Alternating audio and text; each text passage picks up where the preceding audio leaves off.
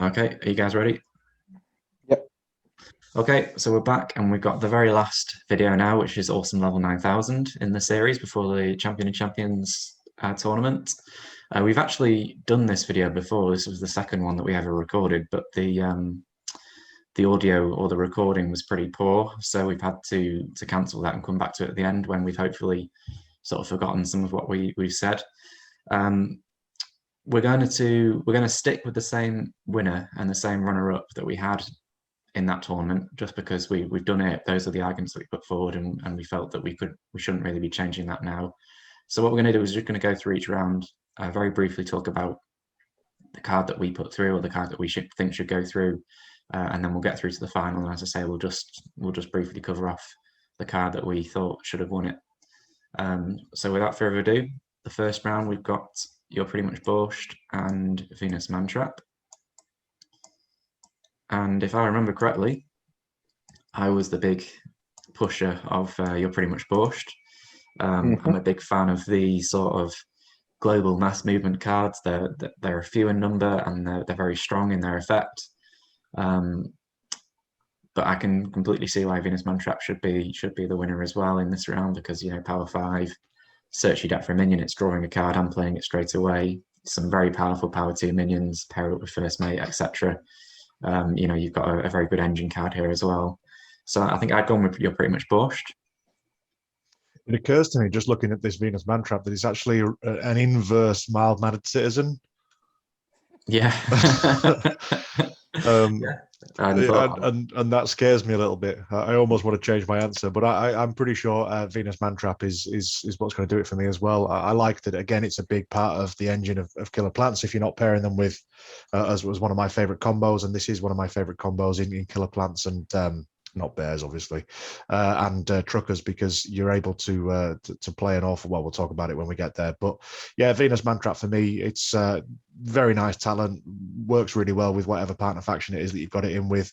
Killer Plants and superheroes, so you can get your mild-mannered citizen every round. Ooh, Luke, I can see you enjoying that one, mate.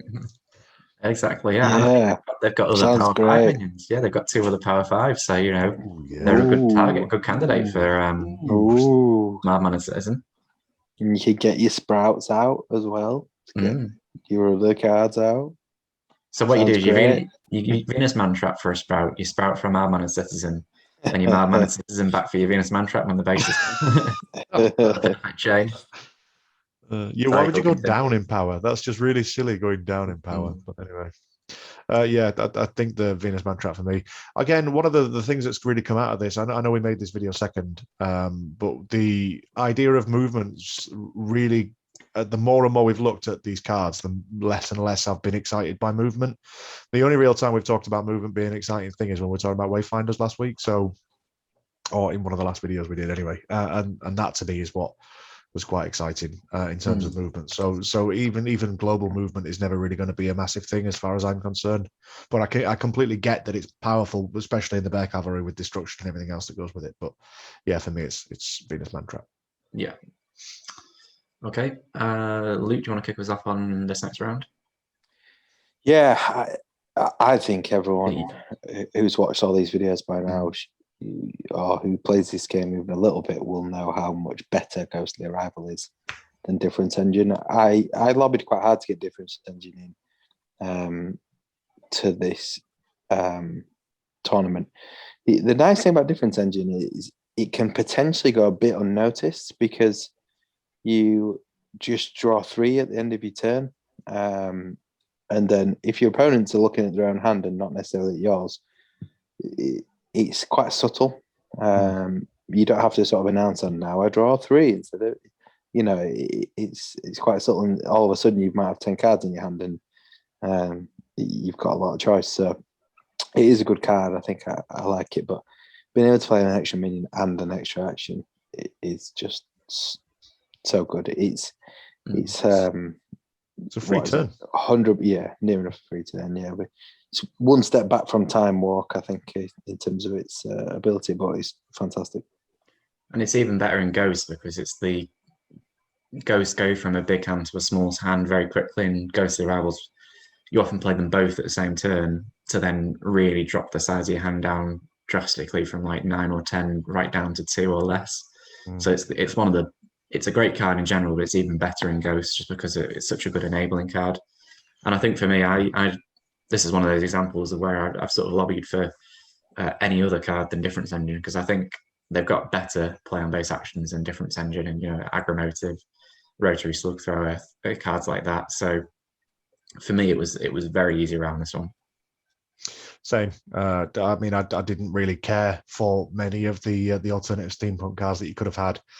Ghostly Arrival would have probably beaten pretty much anything that it would have come up against, as far as I'm concerned, anyway. So, yeah, it was Ghostly Arrival for me for those reasons. So be careful saying things like it works really well in its faction, Mark. We don't want to go against the Monarch argument now, do we? Come on now. That's true. Okay, on the other side, we've got Overgrowth and we've got Shady Deal.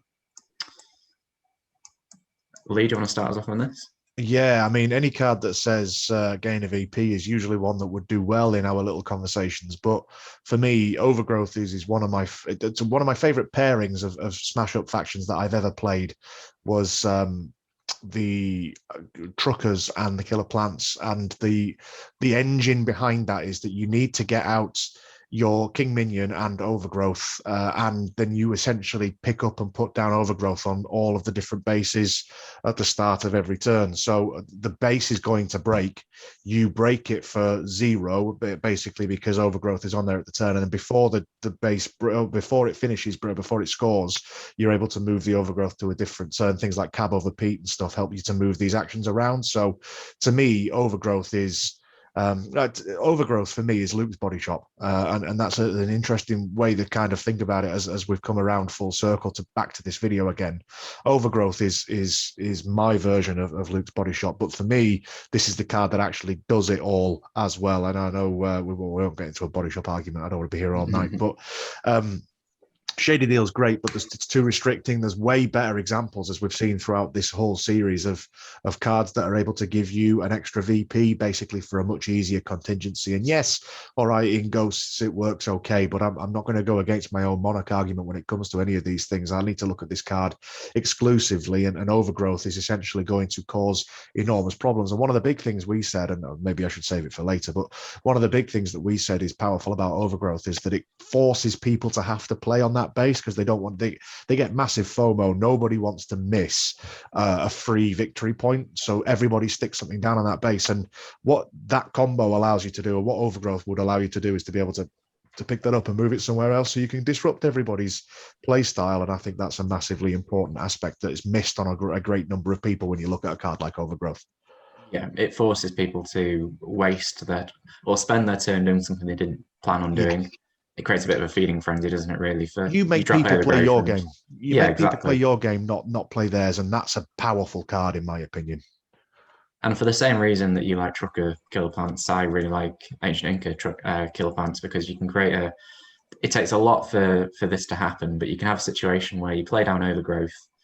You play Sprout, and I think you play, I can't remember what the combination is exactly, but you have Overgrowth down, you play your Blossom to play down 3 Sprouts.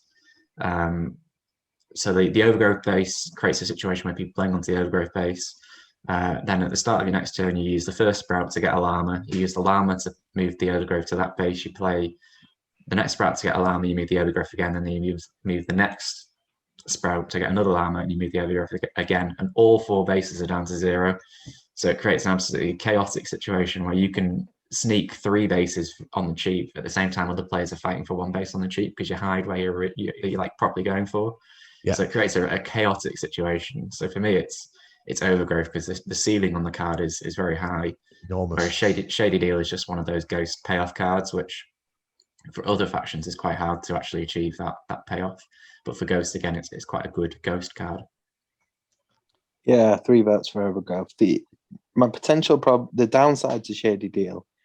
Okay, yeah, there's a scenario where you will be able to get with Ghost 2 or fewer cards in your hand, but at the end of every turn you draw into at least 2. So there's a scenario where you have to get down from 4 to 2, then play it, but you have to get down from 4 to 2, but still have an action play to play. So it can be potentially limiting. You have to discard down, although it doesn't really work.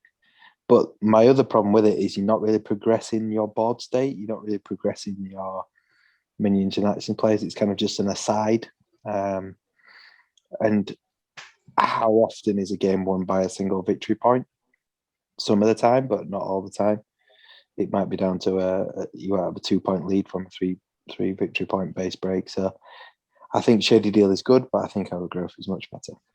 Yeah, and at the end of the day, you're playing Overgrowth to get more than 1 VP, aren't you, really? So, you know, your payoff for Overgrowth is going to be much higher than 1 VP, or it should be.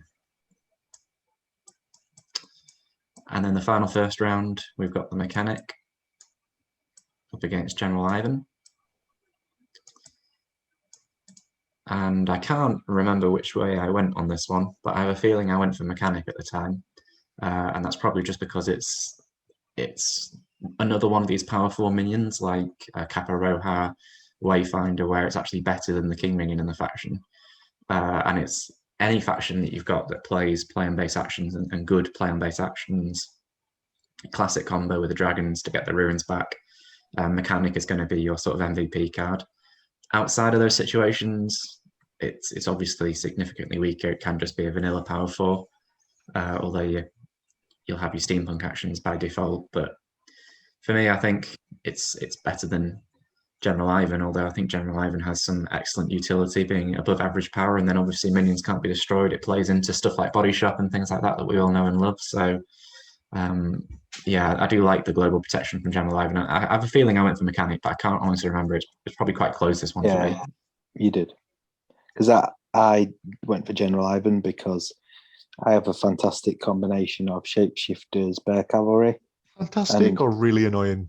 Well, really not to you, fantastic to me. But basically, it hinges on the fact that you don't have to fulfill the destruction to get the reward for Shapeshifters, and Bear Cavalry work fantastically well with that.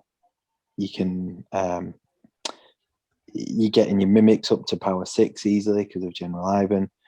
Your minions can't be destroyed, so it allows you to foe destroy and go search out pretty much what you want. There's a lot of synergies between those two, and if you haven't played them, I would highly recommend them. It's a very, very good combination. So for me, it was General Ivan. I can't remember which way I came down, but I know certainly just looking at these two things, I agree with what Mark's just said in terms of the Kappa Roja discussion. Mechanic is up there with one of the better Power 4s, but to me, General Ivan's the better card. Looking at this too now, although I'll tell you what's really interesting is General Ivan just looks like a really weak card compared to like Yokozuna, for example. Now looking at, yeah, all right, he's Power 6, and what was he, the first Power 6? Oh no, the King Rex was Power 7, I suppose. I can ignore that. Yeah. But the first one that really did something at a high power. But yeah, to me, the most interesting out of the two is General Ivan, even though I've just argued the case for Overgrowth, which is obviously a play on base action, and Mechanic would allow you to be able to recycle that. The way that I think Overgrowth is really powerful is that you don't ever send it to the graveyard. You let it kind of do its own thing. You keep it in play as much as you can, and therefore Mechanic would be obsolete in terms of how I would like to use Overgrowth, but it would be more of an insurance policy. But to me, the better card is General Ivan. I think you can do more with that. You cannot be destroyed. I think that immunity, that safety that kind of comes with it, I think is really quite powerful. Yeah, I agree. And it gives you that dual versatility of being immune from the other players, but then also as well, you can, as Luke was saying, you can kind of play into that from your own end. So the first of the semi-finals, and Venus Mantrap up against Ghostly Arrival. And for me, this one, I remember being quite straightforward because Killer Plants are only ever really as good as the partner faction that you're pairing them with, because Killer Plants don't really synergize well with Killer Plants. Like Killer Plants in Killer Plants don't really work. Because the Venus Mantrap, your sprout target was pretty terrible. And at the end of the day, this card is only as good as your partner faction card. So the ability is good. It's not as strong as some of the other sort of King Minion abilities we've seen throughout this series. And I think it's almost sort of showing its age here, really, the Killer Plants and even Awesome Level 9000, as you just said there, with things like Yokozuna, comparing that to General Ivan. Some of the newer cards have got a lot stronger. I think this one could possibly be stronger in a reprint if you were to reprint the Killer Plants. But for me, Ghostly Arrival is just solid. As you say, sort of play an extra turn. It's great in Ghost. It's great in any faction. It's such a good combo card for any faction would appreciate Ghostly Arrival. So for me, it's solid, and that's why it's Ghostly Arrival over Venus Mantrap. I agree. Enough said. Yeah. Okay.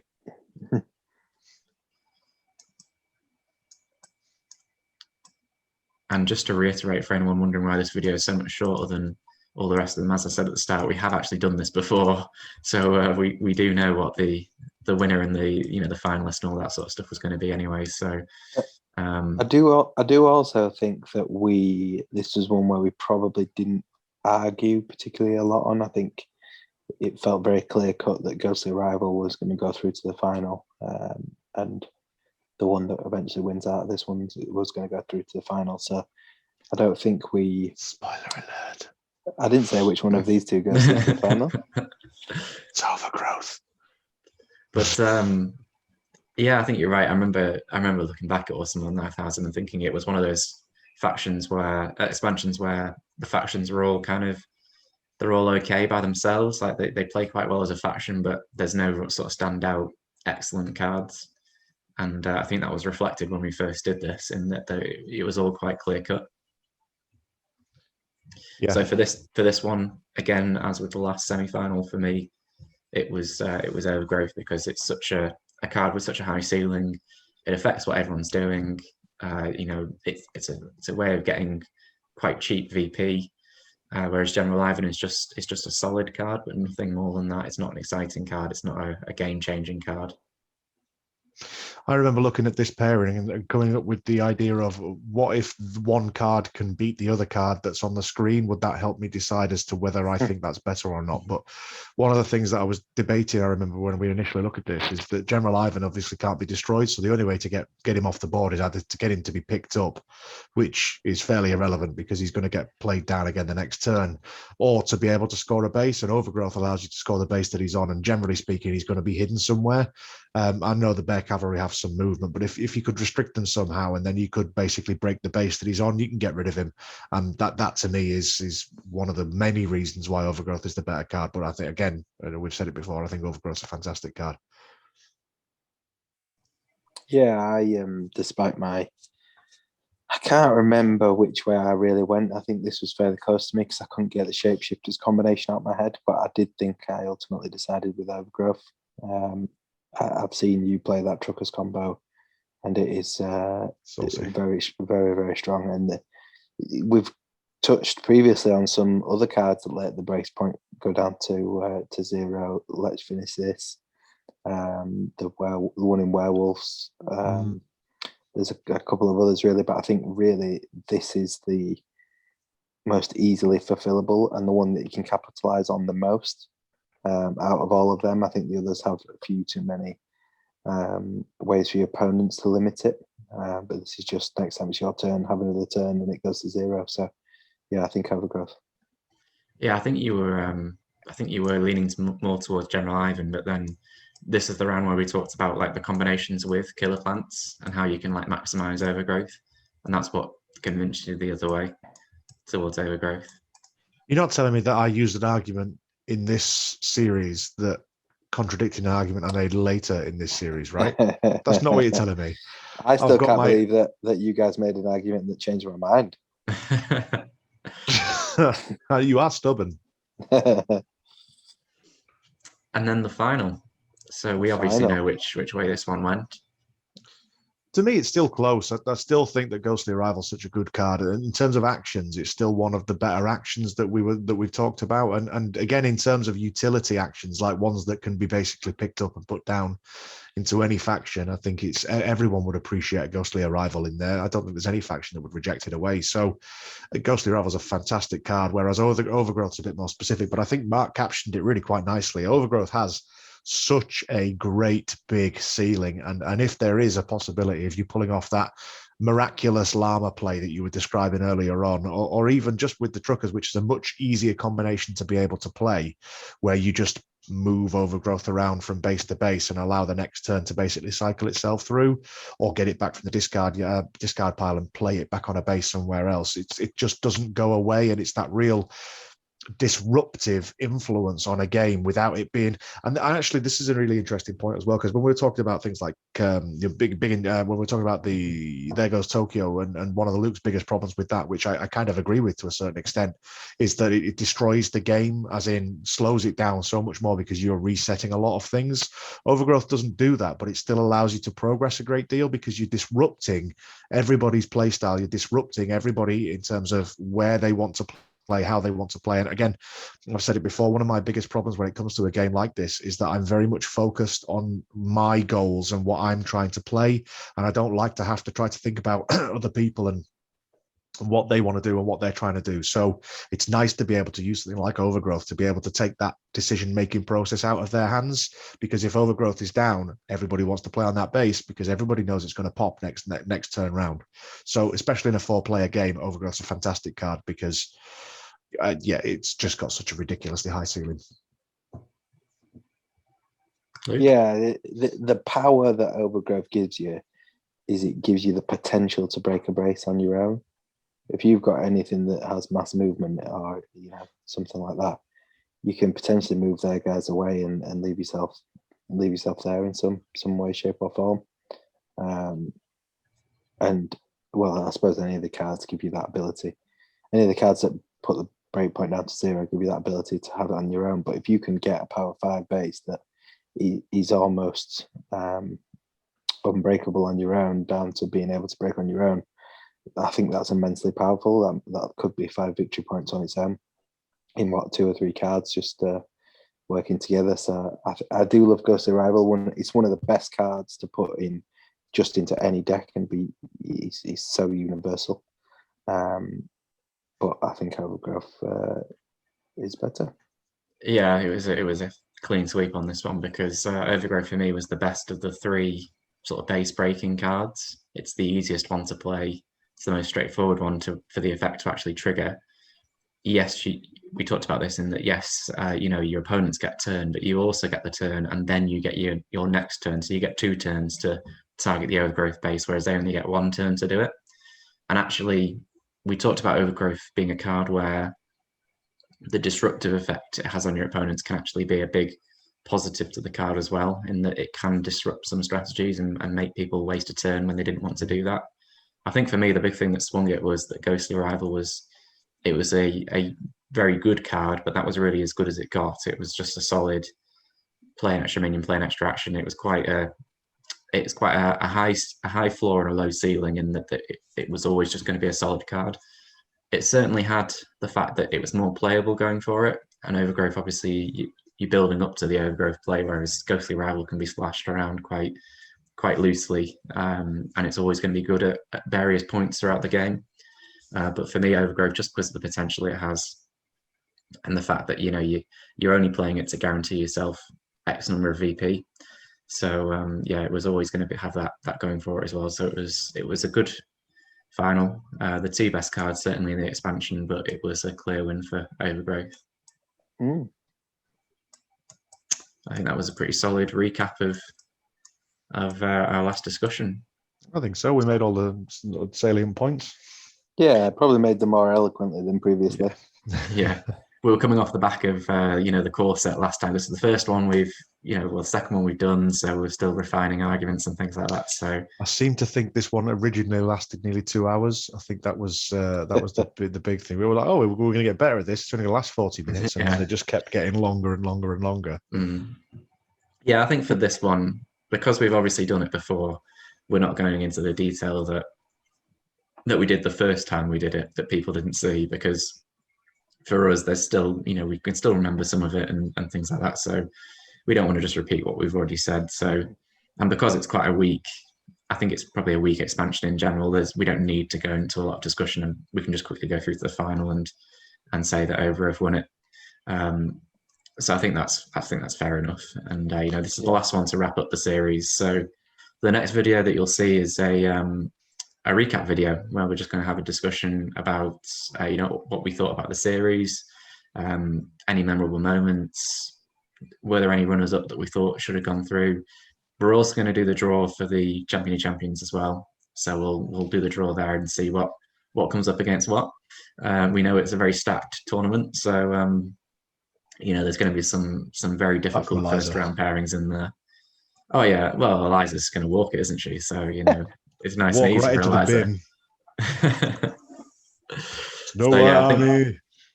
think this is, you know, the last one we've done, and we have achieved our goal of making them shorter. So we started off with just over 2 hours. We finished with probably going to be under half an hour here or something like that. So yeah, we took 16 episodes, but we have achieved our goal of making them shorter. So I think we'll wrap this one up, and we'll see you in the recap video. Goodbye. Don't forget to like and subscribe. Leave a comment. It's nice to read them. Yeah. See you on the next one. Bye-bye, guys.